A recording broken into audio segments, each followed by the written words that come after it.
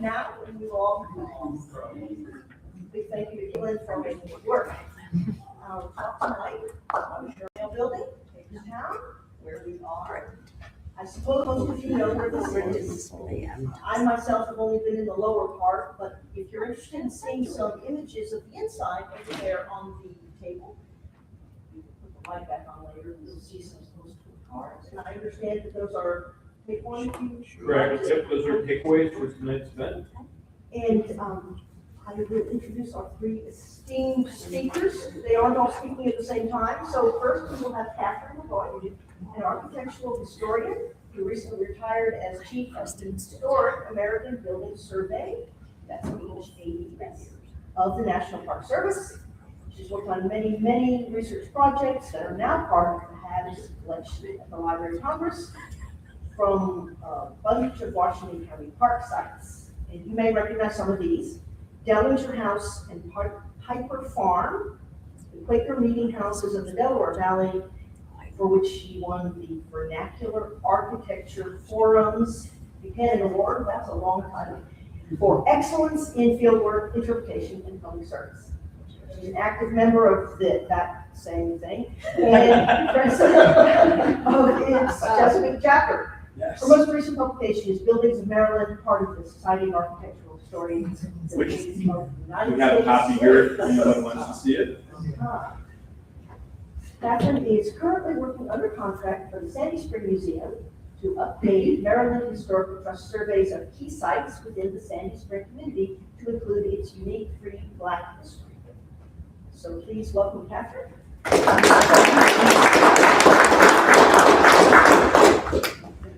Thank you, everyone. Thanks for coming out. Just to start off, I just wanted to be clear, this presentation was the result of a documentation project that me and my colleagues, who you will hear from, Mr. Marston and Tom Patanza, created for the Historic American Building Survey at the National Park Service. Can you hear me? Okay. Can you hear me? Is that better? Thank you. Okay. We recorded the Herald-Mail Building for the HABS Library of Congress collection because of its modernist credentials, but also because its future is uncertain. So that's one of the things we do. We like to have a full range of building types, but we're also very concerned with creating a record for important buildings that we think may not survive. But really, so Christopher will be telling you a little bit more about HABS and its partner programs, the Historic American Engineering Record and the Historic American Landscape Survey. So I will leave that to him. But the bottom line is that we believe that the Herald-Mail Building is important to the history of the modern movement in Maryland and its urban scene as an effort to enliven and revitalize Hagerstown's downtown, reflecting really the optimism and the progressive impulses of the modern era. So to answer some of the questions that were posed in that little intro that went out about it, it asked, what is so great about the Herald-Mail Building? Why is it important? Well, there are not really very many Maryland towns outside of Baltimore that have a signature modern building such as this. It was designed by a nationally, even internationally recognized architect, and it has all the hallmarks of an iconic modernist building. So how did it get here? It was really the vision of editor and publisher James Shores, who wanted to create an eye-catching, state-of-the-art design that would stand out, but also reflect the latest printing and copying production that he was planning for his new facility, while also improving on the workflow and the workspace. Shores planned his he was keen on that glass front enclosure because he felt that it was indicative of what a newspaper publishing company should be, and that is fully transparent. And finally, for Shores, the Herald-Mail, it was a gesture really of civic responsibility and engagement. He aimed to help revitalize the downtown, which was then experiencing a slump, and make it more of a destination, sort of set the tone for the modern era for the town. While they actually considered abandoning the downtown, as many businesses did during that time in the 1970s, he intentionally chose not to, believing that the newspaper belonged in downtown. It was a tall order, one that demanded not just any architect, but Shores knew just where to turn. Like his father before him, he looked to LA, where media was paramount, and to the city's pioneering mid-century modern architectural firm, William L. Pereira and Associates, or WLPA. Indeed, upon its completion in 1979, Shores could rightfully claim that the Herald-Mail was one of the nation's most modern newspaper facility plans for one of its oldest newspapers. It was a far cry from the cramped quarters and clunky typewriters that had characterized the old building just a few blocks away. The new building exhibits sort of a functionality and purity of form derived from industrial materials indicative of the modern era to combine sort of two disparate parts. You can see on the left here, one is of reinforced concrete to house the offices and conference rooms and whatnot, and the other is the glass framed in aluminum clad steel to accommodate the 3-story press building, and at the same time allowing passersby to watch the process in action. And then it has a sunken forecourt to the front of native stone walls with brick paving, spanned by entrance bridges that sort of root the building in the landscape and add to its dramatic effect. Let's see, another way, okay. Well, so Maryland really isn't known for its modern architecture. Maryland tends to fall back on its colonial era roots when it comes to design inspiration. And much of the modernist architecture that Maryland can boast is in Baltimore, driven by city elites and state and federal sponsored urban renewal projects such as the Charles Center that you see here in these slides. However, as Isabelle Gournay points out in her context study on the modern movement in Maryland, the majority of commissions for modern buildings were from private sector clients, so Shores Communications' new Herald-Mail Building really is among the exemplary examples of that trend. James Shores specifically asked Pereira to create an outstanding design, one attractive and suitable to its surroundings, and laid out to meet the complicated technical needs of broadcasting as well as newspaper production. His father, Franklin Shores, had hired the firm in 1955 to design the company's South Bend, Indiana newspaper and broadcasting headquarters. You can see there on the upper right corner. Pereira was recommended to Shores by a Columbia Broadcasting System representative who referred to him as the best man available for designing this type of building due to his prior experience as an architect for Paramount Studios. William Pereira is shown here in the far right, in the lower corner there, with the family at the dedication ceremony.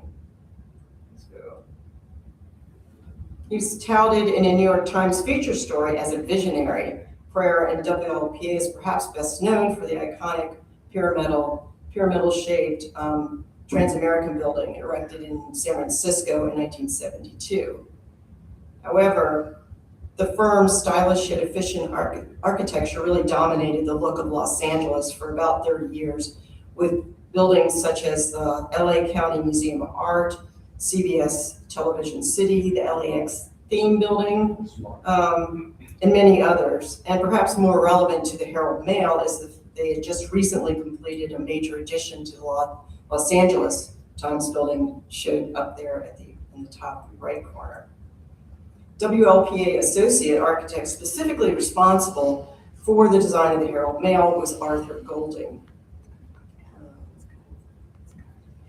Golding attended Yale University's architecture school in the 1960s, at a time when Charles Moore and Paul Rudolph were leading the program, having taken over from the decades-long tenure of Louis Kahn. All three are considered, well-recognized pioneers of the modern movement.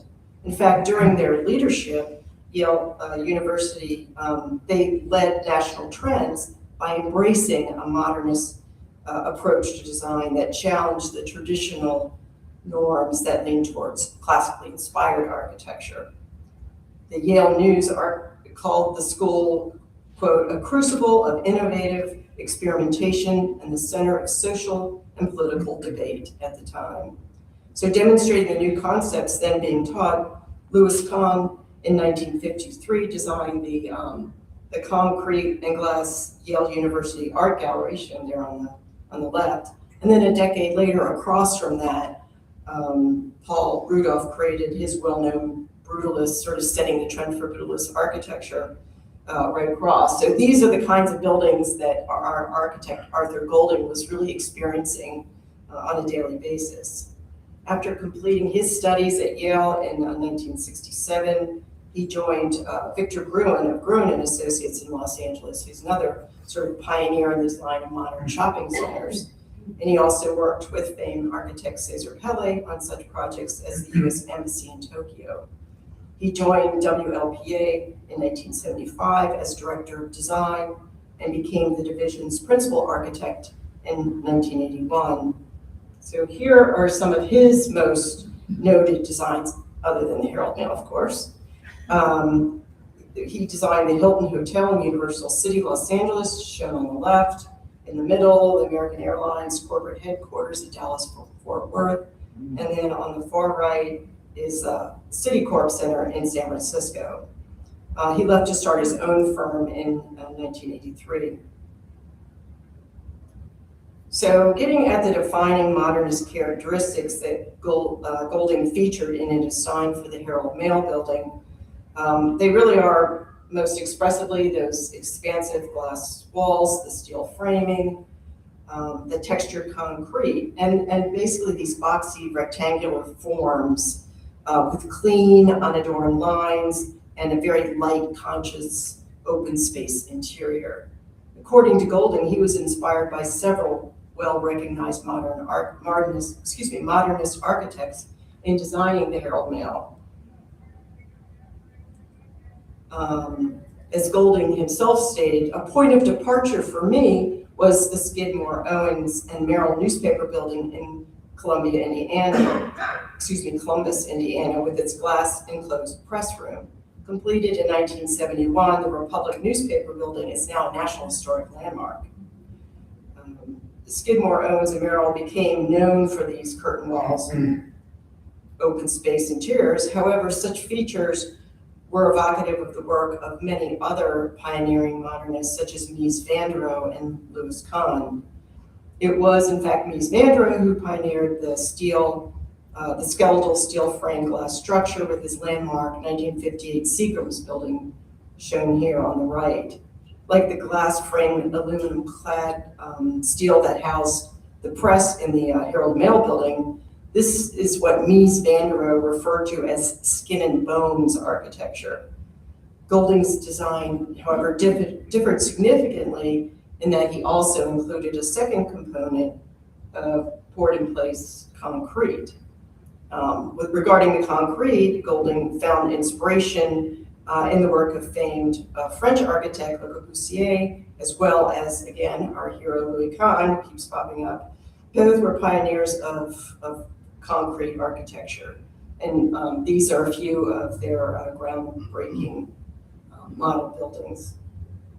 Like the Herald-Mail, they demonstrate that concrete can be both structural and sculptural. So the Herald-Mail Building, in fact, was sort of poured in place through molds, which was typical. Kahn's attention to light and shadow are likewise reflected in Golding's design for Herald-Mail. Moreover, the two disparate parts of the Herald-Mail Building underscore a fundamental characteristic of modernist industrial buildings. As Kahn explained it, the design differentiated those served, quote unquote, spaces for human work in that concrete section with the servant space for the mechanical equipment. Golding's satisfaction with the design of the Herald-Mail is evident in the claim that he made to us when we interviewed him. It was one of only 3 projects for which he kept the original designs from his former career before going out on his own, which was wonderful for us, luckily for us, because he was able to give us all that material, including those original drawings, which he has since donated to the Washington County Historical Society. And also, it was also the vice president of the company, who was the on-site architect, George Ames, exclaimed that in his 30 years, he felt this was the nicest building he'd ever worked on. So it's very clear that the WLPA architects took great pride in the Herald-Mail Building. A further goal then was also to create a building that would blend with the landscape, with the rich architectural heritage of the area. And this was achieved mostly in its sort of low-lying presence. It's actually banked into the hillside so that the rear or the loading docks are sort of hidden from view. And then, of course, you have that forecourt, which provided both a place for people to watch the presses, but it also created an area for a verdant landscape. And that was developed by landscape architect Robert Herrick Carter of Los Angeles, who's considered an innovator in landscape design and was one of California's very first registered landscape architects. So that further adds to the credentials of the Herald-Mail Building. It likewise featured the most sophisticated production equipment available, an offset press printed a 96-page newspaper at the speed of 50,000 copies an hour, while fully electronic newsrooms with computer system was equipped to type and edit stories. Indeed, I think the equipment cost nearly as much as the building. It was really state of the art at the time. So then turning quickly to the newspaper itself, the Herald-Mail has a long history in Hagerstown, as I'm sure you all know. In fact, it represents the merger of 2 well-established Hagerstown newspapers, the weekly newspaper, the Mail, which was first published in 1828, and Hagerstown's first daily paper, the Morning Herald, that started publication in 1873. They merged in 1920, yet they remained separate papers. In 1960, both papers were purchased by the Tribune Company of South Bend, Indiana, the precursor to Shores Communications, which was established by Alfred B. Miller in 1872. By 1954, it was being run by his nephew, Franklin Shores Sr., who greatly expanded operations. He bought many other newspapers nationwide, and then he also started developing other film and public broadcasting networks. His son, Franklin Jr., was editor and publisher of both of the Hagerstown newspapers from 1960 to 70 when his brother James assumed the position with a degree in journalism from Stanford University.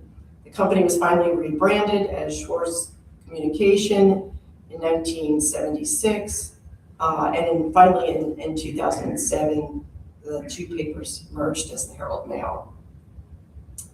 By the 1970s, the company had outgrown this building here, located at 25 Summit Avenue, both the building itself and its modes of production. So in formulating a plan for the new building, it was intended not only to be innovative, but to be a focal point of the rejuvenation of the downtown business district. James Shores was an active participant in efforts to revitalize the downtown to address declining revenue. A series of fires in 1974 and the construction of the suburban Longmeadow Shopping Center and the Valley Mall sort of converged to really undermine, disrupt downtown businesses. And at that point, the businesses had dropped to only like 13.5% of sales within Hagerstown compared to the mall area's 52%. So in the spring of 1977, Shores Communication was among 33 businesses that came together to hire a nationally recognized marketing firm from Washington, D.C., Hammer, Seiler, and George. County planner at the time, Stuart Patz, characterized the problem, talking about the downtown. He described it as quote, burdened with some vacant, dilapidated structures which mar the image of downtown as an attractive place to shop. Citing a $10 million decline in revenue, he felt that, it would take both private sector and public to solve the problem. But the problem was not unique to Hagerstown by any stretch. The same year, the government task force was formed to study the situation and to develop a plan to help cities in distress through a program of loans, tax incentives, and job creation programs. Indeed, Hagerstown received $20,000 to help them with that study. As part of the effort, the new Herald-Mail Building represented the second largest capital investment in Washington County in a decade. The boldly modern building communicated to both the public and its employees a modern approach to business management to inspire confidence in the future of the newspaper as well as the future of downtown Hagerstown. Within that context, the design of the Herald-Mail also echoed trends in post-war commercial architecture, whereby design became sort of a public relations tool. Companies hired prestigious architects to create buildings that manifested, the look and efficiencies of the modern era. As Leland Roth explains it, following the war, corporate clients sought to fix their public images through buildings such as this, giving these architects like Van der Rohe and SOM an opportunity really to express what they've been trying to do for like the past 20 years. He characterized the trend as an exercise in abstract beauty, which I think fits the Herald-Mail Building. Likewise, in her book, USA Modern Architectures and History, Gwendolyn Wright talks about corporate modernism, whereby firms synthesize their goals into new kinds of office buildings and work environments using flexible open space planning and designer furnishings that signaled ideals that would also help to elevate employee morale. And James Shores shared those sentiments, stating, our 150 employees who now work in cramped, inadequate quarters will, with antiquated equipment, are eagerly awaiting their exciting new work environment, which in fact included interiors designed by the architect. A period photograph here shows James Shores in his new building engaging with his employees. So construction started with a groundbreaking ceremony on July 20th, 1977. The ceremony was presided over by William Dutton, the president of Blake Construction, the contractor, and James Schwartz, and WLPA project director George Ames. An announcement of the construction launch was featured in the Herald-Mail. You can see the image, the artist's rendering there of the planned building. So the installation of the press occurred in April of 1979, and the newspaper was printed for the first time on its new press on October 15th, 1979. And also for the first time, it was able to include color as well as black and white imagery. Herald-Mail reporter Pat King proclaimed that the move, quote, signaled the death of an era when all an editor needed to get out of paper was a gooseneck lamp, a green plastic visor, paper, and editing pencil. And then in January 1980, the Herald-Mail welcomed the public to the new building. Over 10,000 people showed up on this day for their opening house festivities, and they got tens of or hundreds of phone calls from other organizations wanting private tours. So 20,000 people came through the building at that time. And the visitors were very impressed with the overall beauty, and of course with its modern presses, and equally so, they appreciated the level of commitment to the paper and to the downtown that the building represented. So I'd just like to say in closing, I'd like to say thank you to the Shores family for bringing these ideals to Hagerstown, for their public-spirited concern for their community, and for the advancement in communication technology that made a structure like the Herald-Mail Building possible. Thank you. Thank you.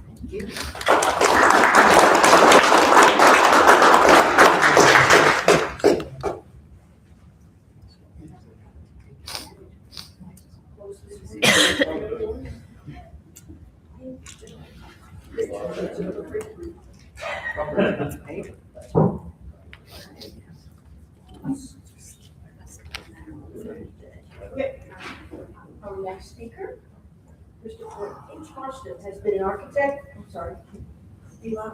has been an architect with the Historic American Engineering Record, HAER, since 1989, and has led HAER teams recording a variety of sites. In Washington County, he has documented several structures for the C&O Canal, Potomac Edison Lift Bridge at Williamsport, dams 4 and 5 across the Potomac, and the Western Maryland Railway, as well as 2 aviation sites, the Kreider-Reisner Shed and the Kreider-Reisner Aircraft Factory No. 1 in Hagerstown.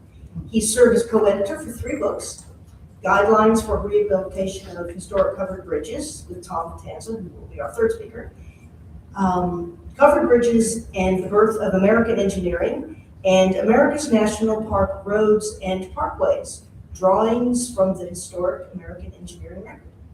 Those really sound interesting. I don't think we have those. We should try to get those. Christopher has presented his work at a variety of preservation conferences nationwide and is past president of the Society for Industrial Archaeology. All right, Christopher. All right, thank you. Okay, so I'm going to cover a little bit about the process we did in documenting, as well as a little background on what HABS is, HALS is, and some of the projects that have happened here in Washington County, Maryland. So the Historic American Building Survey was founded as a WPA project in 1933 when FDR and company are trying to put people to work. So this guy, Charles Peterson, was a landscape architect, just starting out at the National Park Service at the time, and he had a great idea to put architects and historians and photographers at work to document historic buildings around the country, some of which were, old colonial buildings that are starting to fall apart and get torn down and whatnot. So his idea was for preservation through documentation, to go out and measure these buildings, photograph them, give historical reports, and some are in the process of being torn down, but several were saved and became historic sites or reused for other things. And he began hiring architects and historians and photographers and put them in districts around the country. There was one in every state. This is an example from Chicago, Illinois. But there was one in Baltimore, Maryland, under architect John Sharp.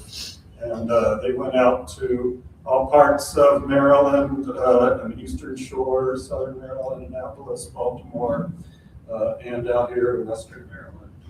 And the idea was to document a complete resume of builders' art, where not just big, fancy, rich people's houses, but also the outbuildings, the barns, slave cabins even, but also vernacular houses and vernacular structures, as well as utilitarian industrial sites, like grist mills, bridges, warehouses, that kind of thing. So some of the projects that came out here to Washington County, this photographer, Albert Burns, shot a bunch of structures around the state, including a survey of the national roads, starting in Baltimore, through Frederick, downtown Frederick, a lot of those row houses in downtown Frederick. And then he came out here, the Conococheague River, to the old arch bridge over the Conococheague here. And he continued out west to Lake Castleman River to that great arch bridge.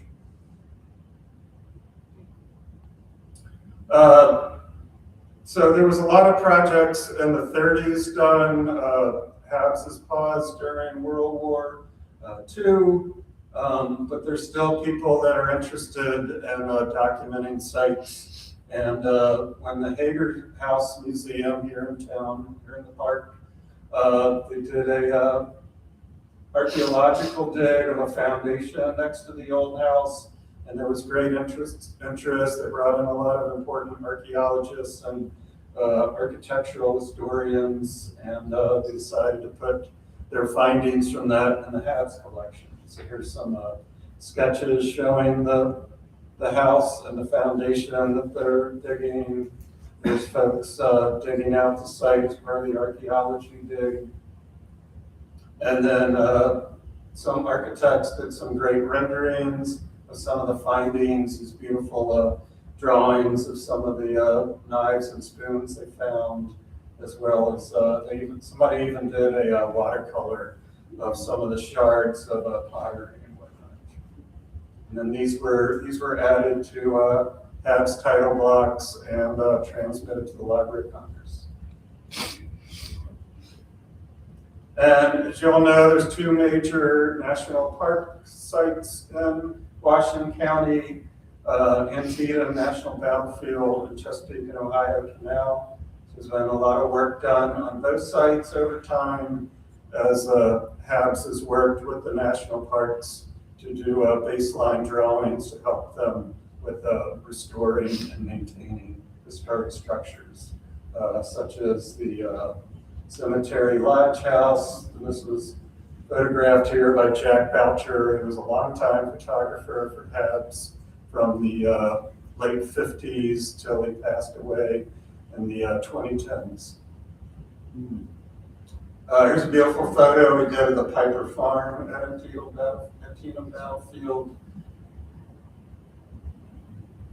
And then they did several other structures for the battlefield and monuments.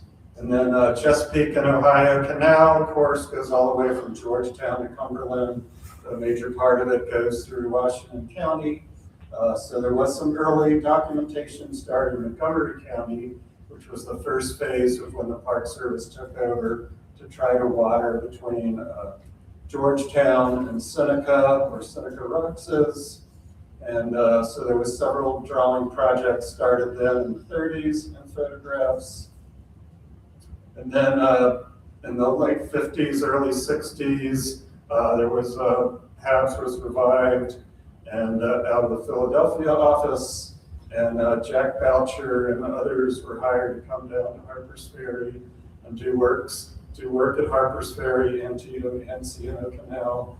And Boucher himself photographed 80 structures on the canal during a 3-4 year period. And there was also an architectural team that drew up several structures, including Antietam Creek Battle, included the Antietam Creek Aqueduct. But then by 69, 70, there was also interest by others to document more historic industrial and engineering sites. So the Historic American Engineering Record was founded with the help of the American Society for Civil Engineers. And they started by doing a lot of aerial surveys of historic railways, including the B&O Railway, which was the first major railway in the country. They came through Harpers Ferry, and in this view you can see the bridges over Harpers Ferry, but also Block 33 complex on the Maryland side by the tunnel. And a HAER team came in 74 to document several sites along the canal, including the Lock 33 context by the bridges into Harpers Ferry. And here you can kind of compare context of the lock and the Salty Dog Tavern next to the bridges and bridge abutments, as well as comparing Boucher's photo from the same area back in 1958. And then over the years, several HAER teams documented more sites along the C&O Canal, including the Conococheague Aqueduct and Williamsport. This was the first C&O Canal site using AutoCAD to do the documentation instead of just measured drawings. hand-measured drawings. And my former colleague, Anna Lockett, did this beautiful drawing of the aqueduct, how it would have looked after it was restored in the 1920s. And then recently we documented dams 4 and 5 in Washington County. And the technology that we've been using the last 10 years or so is laser scanning. So this is a view of our laser scan where all its dots in the upper right are different stations for setting up the laser scanner. It's basically creating a big 3D point cloud that our architects can put together and make measured drawings, very accurate drawings out of. And the park loves us because we're giving them very accurate data that they can take right to an engineering company to help them with restoring and maintaining the lock wall, the abutment wall and whatnot on the dam, working with the power plant on the other side to maintain the dam across the river. And then here's a nice point cloud rendering of the left abutment at dam number 5. And then from that, you can also make measured drawings and sections, very detailed, that the park can use to maintain. And we did our documentation in 2021, and my friend, engineer Joe Reed of the park says they're almost at 70% of restoring the walls and rebuilding the abutment to save it for many years to come. So, and then in around 2000, the Historic American Landscape Survey is founded with the help of American Society of Landscape Architects to document not just houses and buildings and bridges, but the landscape, whether it's design landscape or a natural vernacular landscape, cemeteries, parks, private estates, battlefields, that kind of thing. And another initiative was to document witness trees or trees that were around for the founding of the country or Civil War or whatnot that were witness to important events in history. And this sycamore here was a small sapling when Burnside Bridge was marched over by the troops during Antietam during the bloodiest day in American history. A HABS team had been there in '89 to do measured drawings of the bridge, but then HALS came out and documented the tree as part of the witness tree program. And then all this documentation, measured drawings, large format photograph, and histories like the great one Catherine did for our report and others she's done across Maryland are all available for free at the Library of Congress Prints and Photographs Division. And there's nearly 200 sites in Washington County, Maryland that have been transmitted to date, and Herald-Mail is on its way. So getting to the Herald-Mail Building itself, back in 23, 24, our friend Tom Vitanza at the Historic Preservation Training Center said, hey, there's this building, it's not that old, in Hagerstown. I'd love to see it documented by HABS. It has an uncertain future. We're building a ballpark, it might get sold, it might get torn down. So it's an endangered site, and can we get together and document it? We did not have the funding, we didn't have any funding. So we really couldn't hire our staff to do that nice laser scanning. But we did have the great drawings that he got from Arthur Golding, and so we could use a selection of those. We had willing participants, and Catherine, a historian, he is an architect, and our colleague Todd Curto volunteered to do the photography, and Tom was kind of like the little engine that could kept us going. And he was able to get access in the building. He got us Jeff Cunningham, the building maintenance guy, got the owner's consent so that we were able to get in the building, and partners of the Washington County Historical Society and Library. So we had a good team to try to document this site. So we picked some of the drawings. I scanned, they were scanned, so I put about 20 in HABS title blocks, including the original site plan of the building, and this parking lot here at the bottom is where the ballpark is now. This is the floor plan of the lower level, showing the sunken court and the landscaping, tiered landscaping. You have print room for the printer. There's a track that kind of curls around for the printing paper. And then the printing and delivery and mailing was all done out of the back room. And trucks loaded and loaded in the back there. And then as Catherine was talking about, the office building on the second floor is all on the right in that concrete structure. And the offices of the executives and all the workers and their pods and whatnot, all with natural light from above. Landscape plan showing the California landscape architect laying out. And then these are the elevations comparing the glass box with the concrete and glass elevation, and sections through the building showing the 3-story room for the printer, and then the kind of sawtooth roofs for the clear story for the natural light. And then here's a view of the diagonal skylights on the roof plan. This is just a selection of the drawings, and then I put them inside a HABS title block. So you have the entire original drawing and then the HABS number on it to fit with the HALS Collection. And then we went out with our photographer, he's also an architect, Todd Truteau, several times, and he did both, you see him there with 2 cameras, he did both large format photography, some color large format photography, and color high resolution digital photography.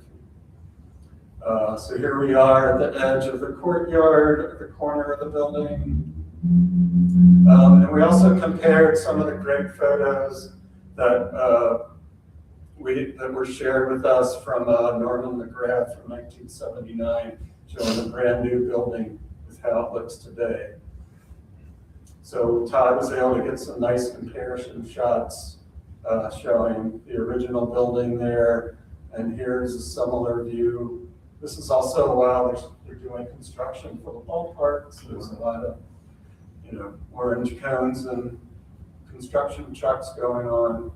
And the Hagerstown flying boxcars offices, they actually use the office space of the building while they're waiting for the stadium to be built. Here's the original view showing the press while it was still there in the courtyard at night. And here's a comparison. They've changed the glazing, but they still have the courtyard, not quite as clean with the handicap ramps, but the space is still very similar in the old historic part of the city. The Dagmar building in the back. These bridges that were entered, the one on the right was for the public, the one on the left was supposed to be for the worker, and they're entering over the sunken courtyard with the local stone from Boonesboro. And then comparing the glass box with the concrete section of the building. And then I like this with the press room on the left and the print room on the left, concrete press room on the right, the stone wall, and then the stone firehouse, historic firehouse on the left. And when Todd and I are working on here, it's like, wow, I wonder if we can get up on the top of that tower and look back. We walked across the street and said, and somehow we were able to get a hold of the fire chief. He's like, sure, you can get up there, you can go. It was pretty gnarly going up the steep ladder and whatnot, but Todd carried his digital up there, And here he is. Great view of Hagerstown. So there's the view of the building, nice elevation, with the church in the background. And there's the Flying Boxcar Stadium getting close to opening day. We have a proud season ticket holder here. Also, we're also able to get in. Todd got in one of the new parking garages to shoot the roof and the clear story windows. And we also, Jeff Cunningham got us on the rooftop, so we got some nice views of the sunrooms and the nice view of the old Cheatham Paper Company warehouse there, the church. I guess we're not too far from that view right now. Okay, and then interiors. So Catherine was showing a view of the printer. That's a Cosmo offset printing press from Germany. Very state-of-the-art at the time in the late 70s, and they had to have a special 3-story room for it. And unfortunately, it was taken out around 2011 after they stopped using it, and then turned into this event space, but you still get an idea of 3-story space. And this is from the ground floor, and this shows the original track. At the back, you can see that big roll. So that's a ton of printing paper on that cart, and that would go around on these tracks to feed, so they could refill the press at various stages in the building. And then here's a detailed view of it showing a little turntable. And so it was brought in by truck in the back room. There was an entrance room, and then they carted it out to refill the press. And it's nice to see that. And part of that infrastructure is still extant. And then love this. This is Golding's design for the main staircase from the entrance downstairs. And love the oak veneer, and it kind of looks made to look like, you know, a warehouse floor room with a solid wood floor, like in a machine shop. And we have details on the left showing how he's talking about the oak, beveled oak and whatnot, and then the brass fittings and the bush hammered concrete. Here's walking back to the offices, and I like this view showing the, you got a really nice view of the exposed structure of the concrete walls and the concrete girders overhead. And then this is a view of the interior, and they still have the nice veneer over the offices with the skylight entrance, nice light overhead. So here's some examples of what we did to document this. This has been transmitted to the Library of Congress, and soon it'll be available up on the website for you to be able to download.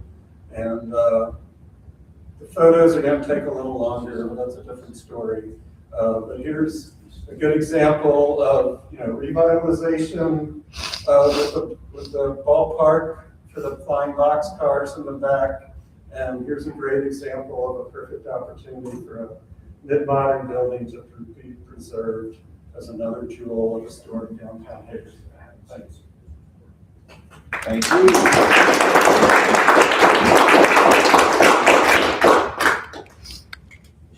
Good ones in there. Yeah. We just need a few seconds to switch. I'll tell you all about it next week. What's the name of that? Thomas a registered architect. Oh, actually. Tom Batanza, registered architect in Maryland, senior historical architect of the National Park Service Historic Preservation Training Center for 22 years, emeritus since 10/22. worked 15 years at the Cushwa Turning Basin in Williamsport and 22 years at Gambrel House, Monocacy National Battlefield in Frederick. He moved to Hagerstown in 1982, lived in several locations that he'll be happy to tell you all about. Lived there until 1991. He has not revealed where he currently resides, so must be, undercover. Boco. Thomas completed projects in almost 300 national park units, including Antietam, Gettysburg, and Monocacy National Battlefields, Parker's Ferry National Historical Park, Johnstown's Flood, and Flight 93 National Memorials in Pennsylvania, and Yosemite, Yellowstone, and Grand Canyon National Parks. He is representative for the Maryland Historical Trust, Montgomery County area, 2023 to 2026. Is this your step down year? I think I'm gonna get a refund. Oh, good for you. All right, well, that's a little bit about Tom. Gotta get out of that. Please welcome him. Thank you. And so out of all those parks, my favorite park is Antietam, because it's just a cat. Okay, let's see if I can get this. So Catherine showed, some of these images are going to be familiar to you. You've seen them in the other ones. So that's obviously the old Herald-Mail Building and the new one. So someone was really interested in the historic districts in Hagerstown. So each of these colored sections are the existing historic districts in the city of Hagerstown, which are overseen by the Hagerstown Historic District Commission. The red circle is where the Herald-Mail is. It is clearly not in a historic district in Hagerstown. So any questions about that? It's oriented sideways, just so I could make it bigger on the map for you guys, but it's right off the city's website.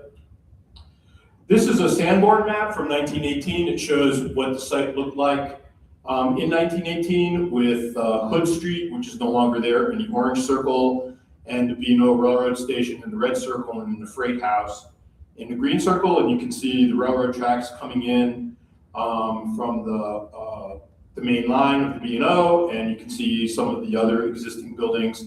Sanborn fire insurance maps are a great reference for researching any building in almost any city in the United States that had any population over 10,000.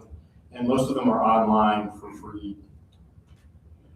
So here's the B&O Railroad Station, which was on the site from 1890 to 1948. It's designed by Francis Baldwin, who's a noted architect for the B&O Railroad. He designed railroad stations all up and down the B&O track, many of which are still in existence, including Kensington, Gaithersburg, Harper's Ferry, Plymouth Rocks, one of the most famous ones.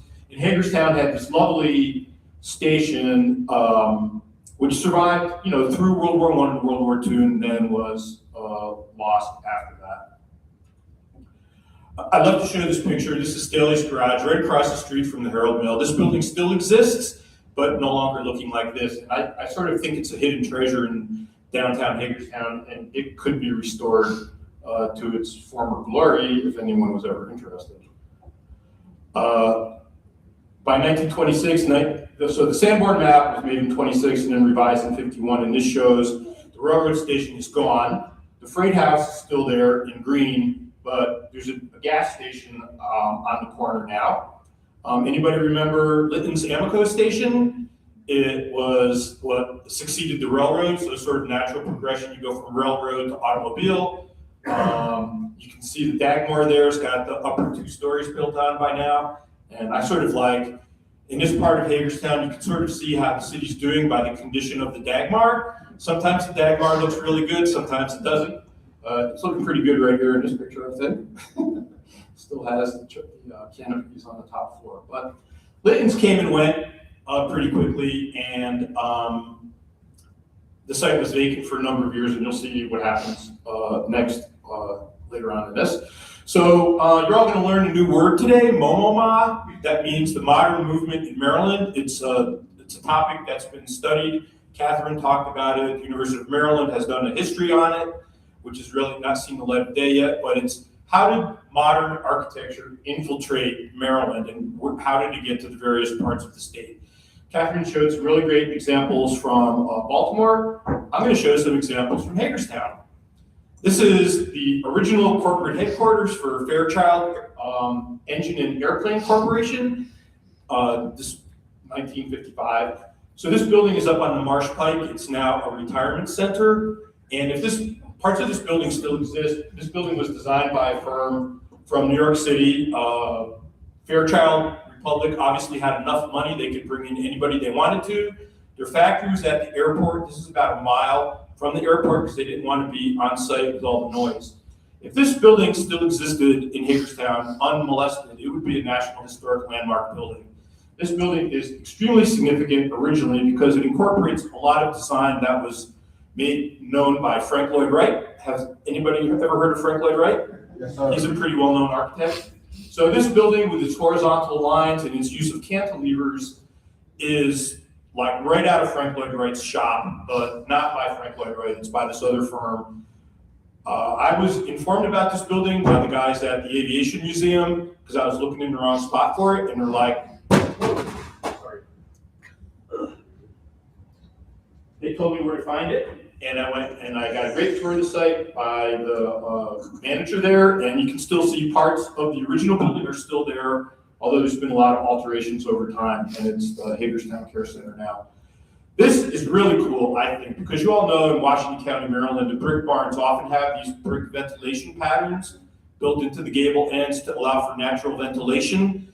This is a pattern that you would see on a 19th century barn at Antietam or anywhere in the county. Here the architects incorporated it into their modern corporate office building just to tie this building back to the Washington County landscape. And that wall still exists. It's now an interior wall in the dining area. And interestingly enough, they have photographs of the building the way it looked originally hanging on the wall in the dining room. So you can go get the whole history of the building right there.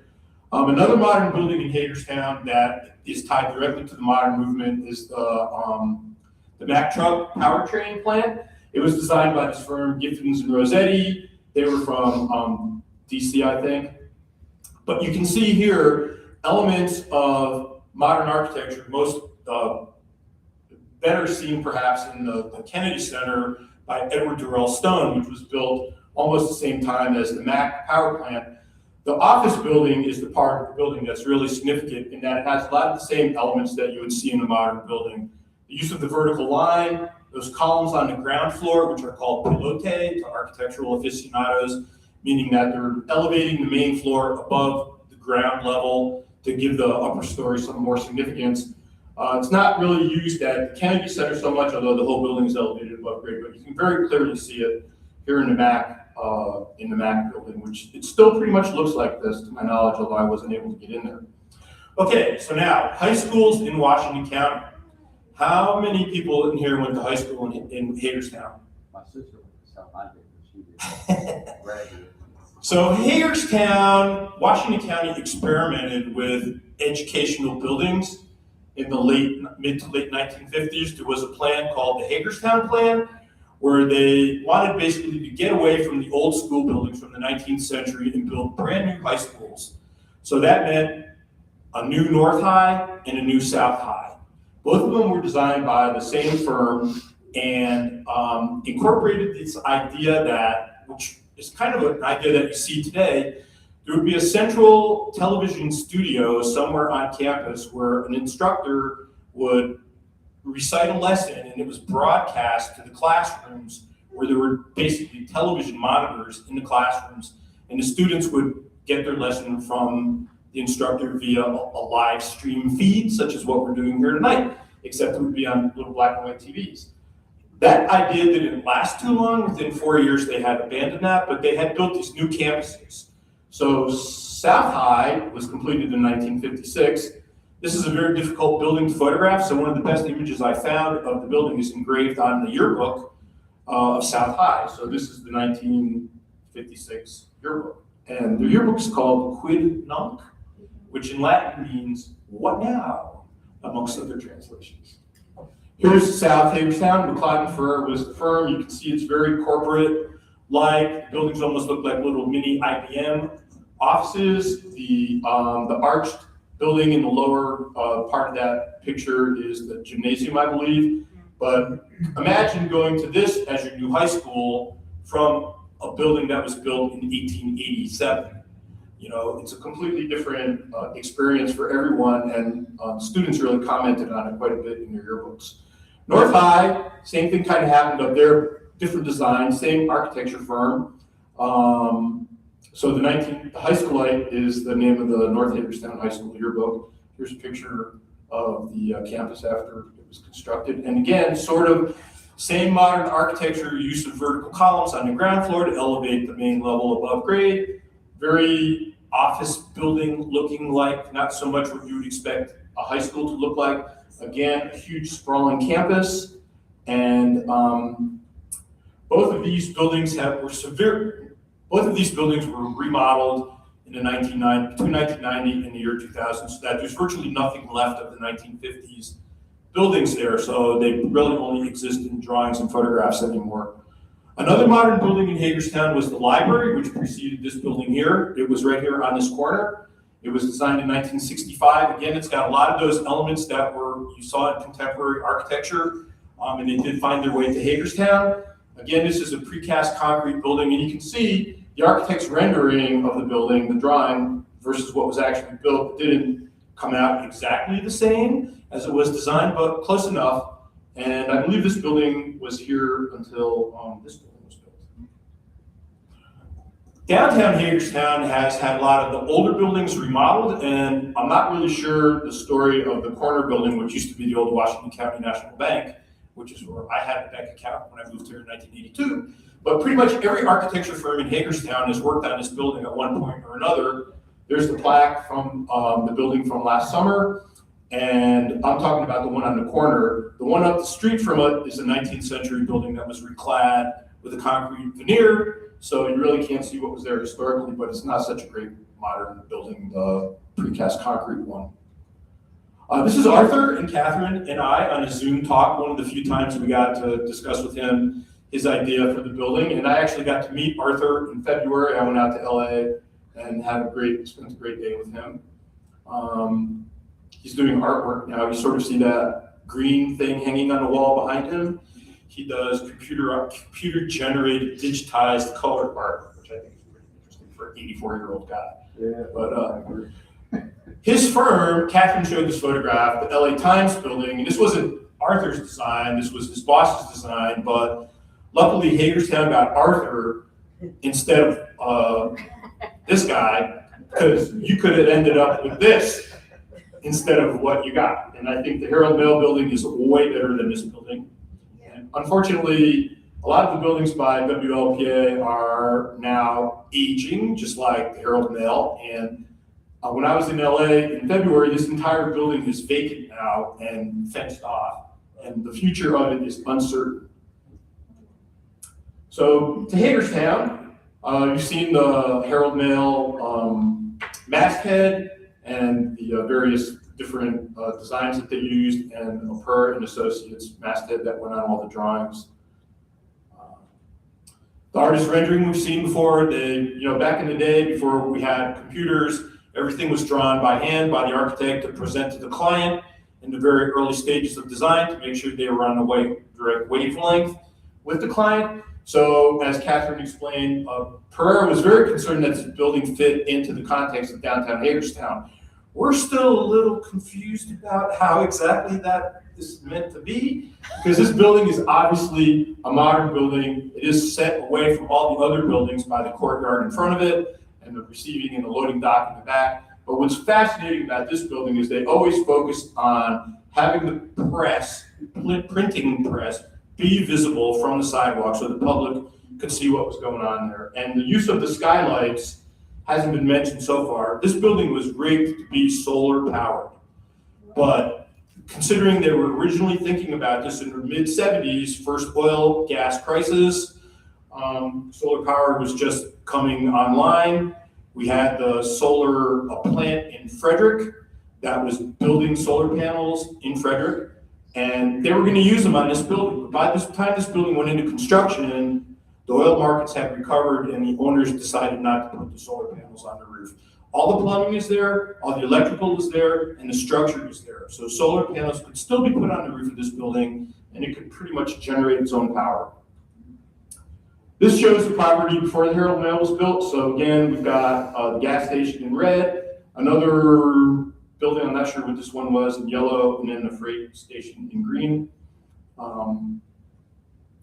They built a model. The architects wanted to make sure the owners were going to be happy with this building. So even to the point where you can see a model of the press in there, you can see the little trucks and delivery vans at the loading dock. And I'm going to step away from the mic just for a minute so you can hear me. This part right here, which is a circular element within the rectangle of the building, was the way that the architects connected the two buildings together. So you went across one of the two bridges, you entered into the corner of the building, the concrete structure extended into the press building, and you went up a circular stair to an observation platform where you could see what was going on with the presses when you were in the building. And I think that's pretty cool. You've seen this before, a couple more architectural drawings of the building. Here's the cover sheet. This set of drawings was 92 sheets, all drawn by hand. It had 8 different sections. I'm just going to recite them from memory: architecture, structure, interior furnishings, electrical, mechanical, plumbing, landscape, And solar. yeah. And I left my notes over there, so I'm just winging it here. But I remember most of this. But anyway, scrapbooks. Herald-Mail, being a newspaper, they documented the progress of their own building. So they donated. So when the Herald-Mail left the site at the beginning of COVID, they donated the contents of the building to the Washington County Historical Society, which has removed a lot of it, but some of it is still in the building, I think. And one of the things they did was they kept a scrapbook of the building of their own building, which is really cool. They had some great photographers, Gary Fisher, Kevin Gilbert, Steve Sagey, to name 3. There were several other staff photographers. And they photographed the construction of the building, which is an amazing record of the building under construction. And here you can see the concrete stair already in place in the steel structure of the front building. Wow. And the buildings in the background, each one of those is individually listed on the National Register. Here's the press building with the press being installed. They had to install the press before they could finish this piece of the building.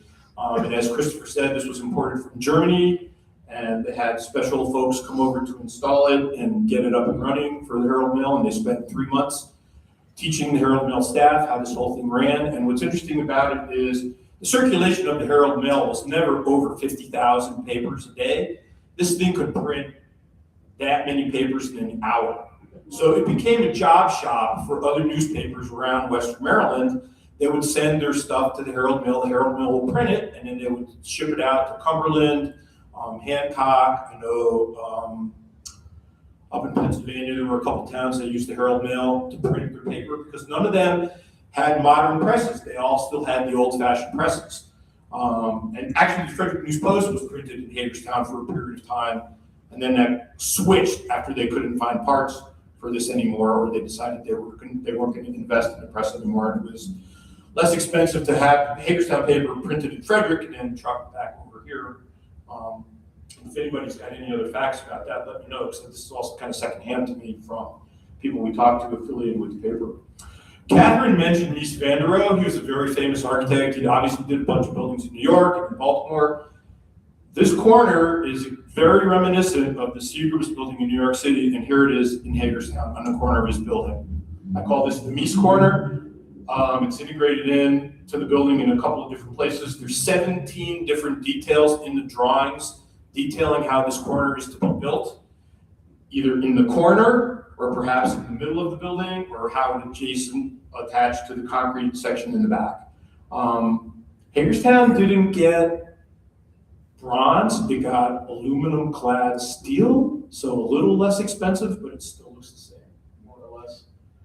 You've seen this building again, this photograph again, I love this. You can see on the 4th floor, it originally had clear glass like the rest of the building that later got replaced with black and tinted glass to cut down on the heat gain in the press building. And also you can see the lighting fixtures, the halogen lighting, circular dots that you see on the top floor.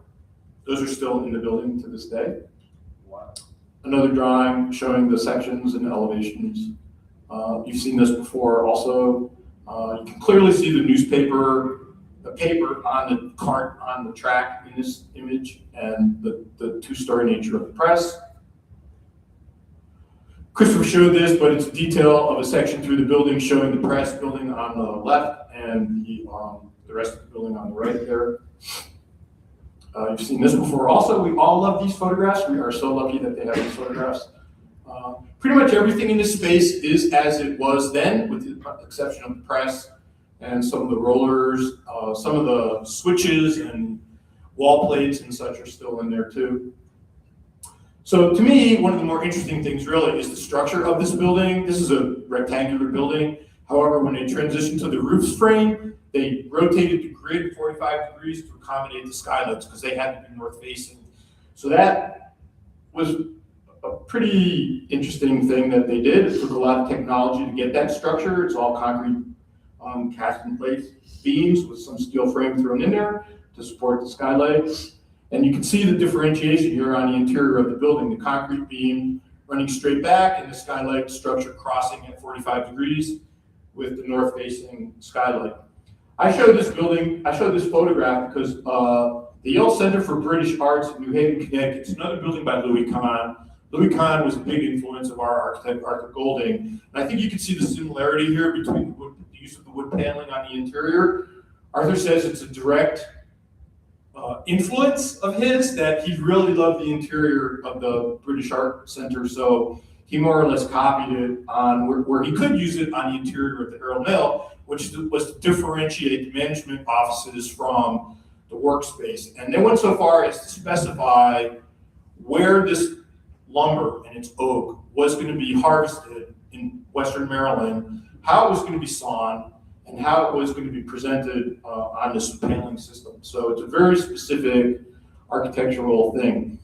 Here's a detail of the corner panel of the interior wall system, and also Christopher showed the butcher block sort of staircase, which is original to the interior. Some other interior things we found besides the trim and all the hardware was a piece of furniture that was designed by the architecture firm still in one of the inner offices of the Herald-Mail, and the wood on this desk matches all the other interior wood paneling. So it was custom designed interior furnishings and finishes in this building. It was a very high-end building.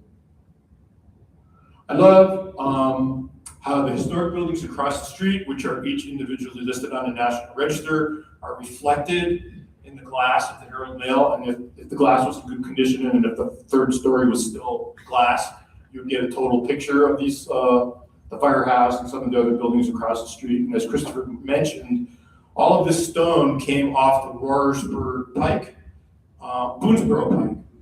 The county was widening the roads at the time. A lot of those stone walls lining the county roads were being taken down, and Jim Schurz knew this was going on, so he somehow managed to get a hold of a lot of this stone and had the landscape architect incorporated it in to the retaining walls used at the front of the building. This is the current neighborhood, so you can kind of see the types of historic buildings that are around the Herald-Mail and the Herald-Mail itself, including Staley's garage with that sort of pedestrian brick facade that it has now compared to what it had historically. So, the Transamerica building, as Catherine mentioned, was designed by William Pereira, and here it is being destroyed by Godzilla in one of the most recent Godzilla buildings. So I hope this is not what happens to the Herald-Mail in Hagerstown. Here's Todd's photograph, March of 24, showing the building before the Dagmar got its blue color scheme, which it has now. And so this quote I would just like to read. This is by a British guy. He's a very famous British architect, and he's been working on the museum up in New Haven that was designed by Louis Kahn. Some modern buildings become redundant, such as railroad stations, filling stations, newspaper buildings, power plants, etc. But they are so important as societal landmarks that they are buildings for which a solution must be found. We must be creative rather than destructive. And that is the story. So this is everybody who helped with this project. Arthur Golding, the Schurz family, Nick and his mom, who still lives in Williamsport, the building owner, and Jeff Cunningham, who I don't think made it tonight. The HABS team, Susan Kahn Woodring at the Maryland Cracker Barrel. Last summer's whole issue was devoted to the existing Herald-Mail Building. Jennifer from the library, the guys up at the Aviation Museum, the city engineer, and Emily Conrad, the economic development coordinator for the city of Hagerstown. They scanned the original drawings from Arthur Golding's office, all 91 sheets, which we are now in residence at the Washington County Historical Society, and Abigail Kuntz from the Historical Society, and Adam, her boss. So thank you, and save the Herald-Mail.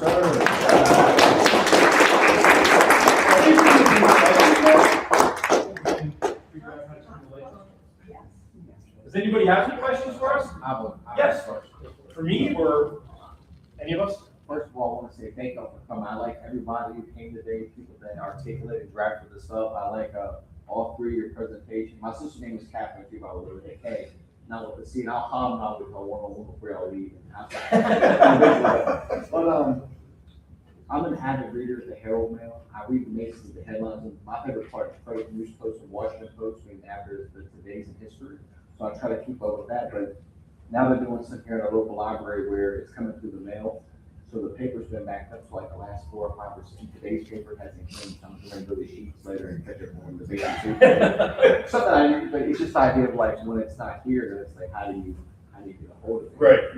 I think you can buy it in sheets. Yeah, but if you miss like here, it's not like it's funny that you said the courier, not courier, but courier that comes from mail here, it doesn't do that as much no more. Like when you're looking at the genesis of these schematics and drawings, I'm intellectual myself, so I can pick up on your minds, it's interesting. We look at the backdrop of all this, it's a printing press, and that's why I'll ask one on one, and we'll take this problem out, but the McCauley lectures are important because it gives you the history. Oh, right. And one of my favorite quotes, very back Lincoln, is better Germany style and because of the school, they speak out and all out, so this is good stuff. And look how many people are missing out. So we have to save the Herald-Mail. Yes, I agree. Yes? What's the status of the building now? It's empty. It's sitting there. It's for sale or lease. It's got a big banner hanging on the side of it. Bowman Realty. Nobody's running out of what to do. So apparently not. There's some of us that have plenty of ideas what to do. Still locally, still locally. Yeah, it's still owned by 2023 Summit LLC, which is some prominent Washington County people are invested in the building and in the team as well. So Bowman, right? You know the names, right?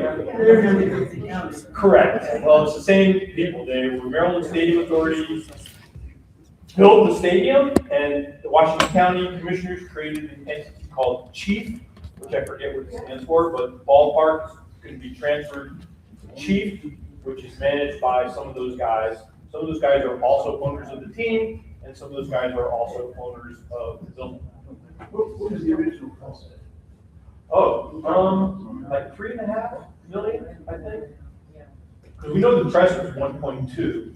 Just the press itself was $1.2 million. Oh my God. For the piece of equipment we printed. And the building was a little bit more than the press, so it's about $3.5 million, something like that. Back in $1979, which I don't know what that converts to today. A lot more than that. Well, I just wanted to add about, when you asked about its future, Tom and I did write a National Register nomination for the building, and it was reviewed last month. At the end of February, by the February, and it has been determined eligible, which, and it needed an exception because it's not 50 years old, which is going to be one of the very first. right. Maryland Historical Trust, which is where all national register forms in the state of Maryland go through.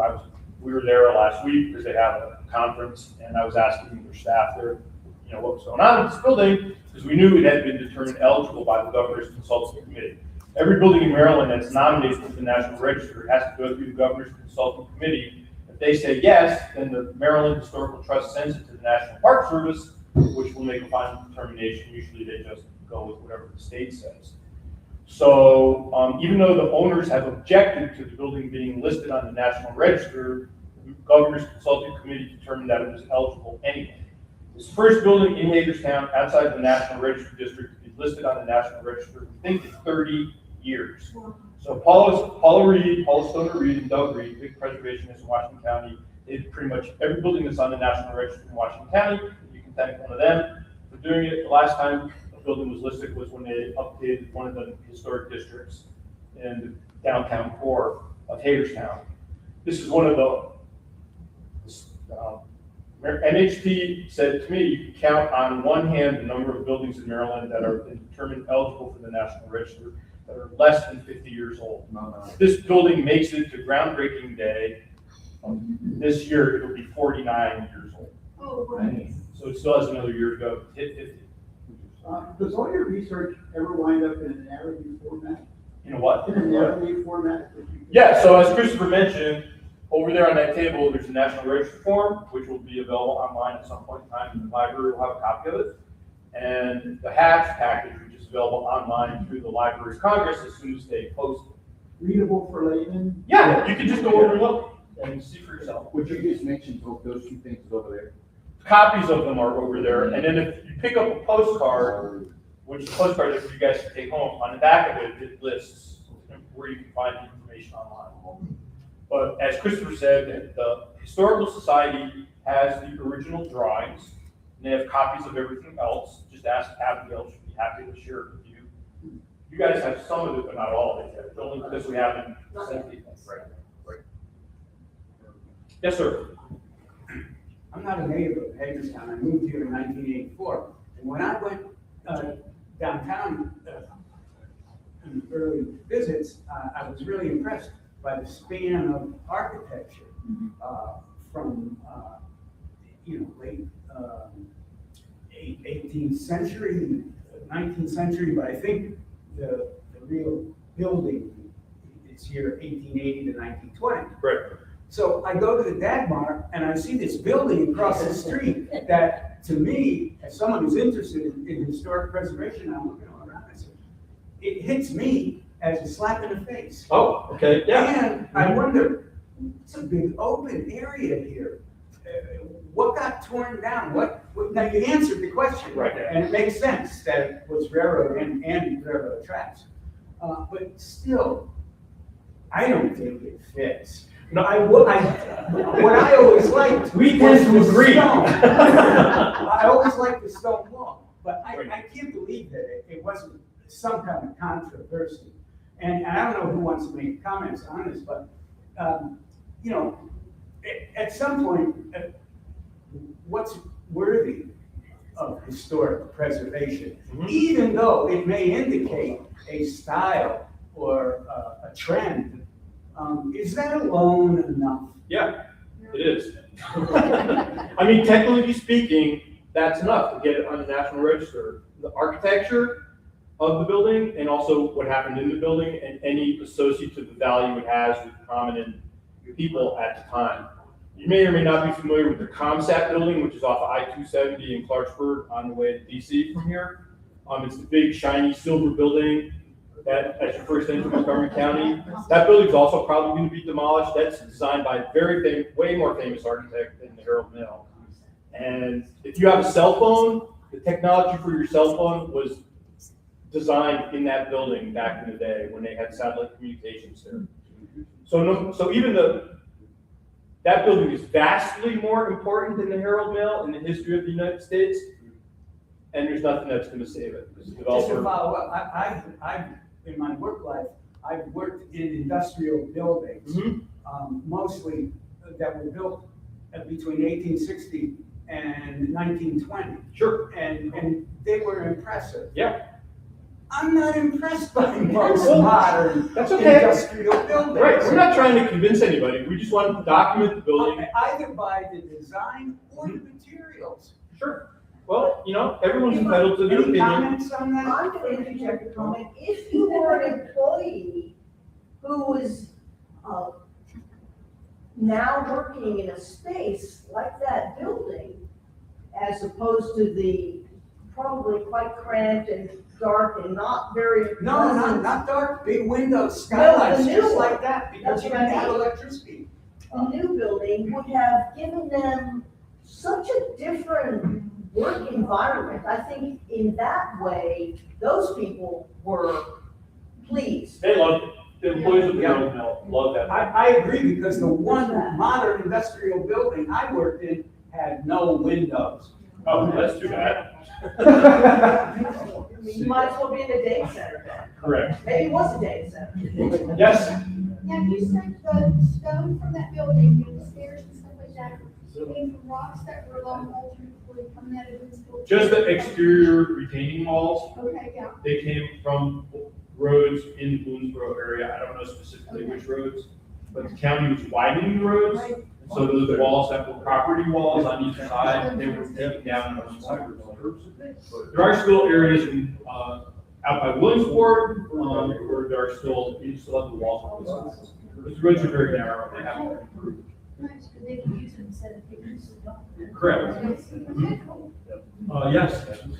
Here's a question you may not be able to answer because it's off. Part of it. Stickley furniture. Right. I understand that there's at least one house in town where when the Sons decided that one would sell the furniture, was to build houses with the furniture already in it. And I understand the house down by the park where the crab is on the. Sugar's Crab House. Yeah, it's right next to, actually, almost next to the house that Mary Levis Titcomb lived. Yes. The first there, Yeah. lived in a house about 2 doors down from that. Yes, I Sugar's Crab House. understand that house was built, was that the house built for her? I don't know. Yeah, the one 2 doors down, I believe that is. And that's the Stickley house. It might be, that I don't know. And I understand there's 2 other ones, but no one's even. I didn't know about I'm that. sorry, to answer your question. That's all right. If you ever walk by there, it's across from what it now has the new, fairly new statue of Claire Martin. Years old. I've been inside. of it, May I and I've have your seen it. attention, please? This is a reminder that the library will be closing That in was one 30 of the minutes. ways that they thought- The library will be closing in 30 minutes. Also, It as didn't- it didn't work a, out. all the computers will log off in 15 minutes. Thank Thank you. Right. Well, Stickley Furniture wasn't made in Hagerstown, was it? There were other furniture companies here, but. Yeah, no, Stickley was- Actually, it's that. Right. Beasley was the first. Yeah, there was another, I think Brant, say Brant, friends of mine used to work at Moeller, ended up working at Brant, and Moeller shut down. I know you skipped me, there wasn't any residential buildings. There's no residential. We're talking about commercial Well, buildings. because there aren't any modern residential buildings in Washington County, Maryland, that we discovered. There's one at the end of my block. Okay, well, you should let someone know if it's. I agree with that, man.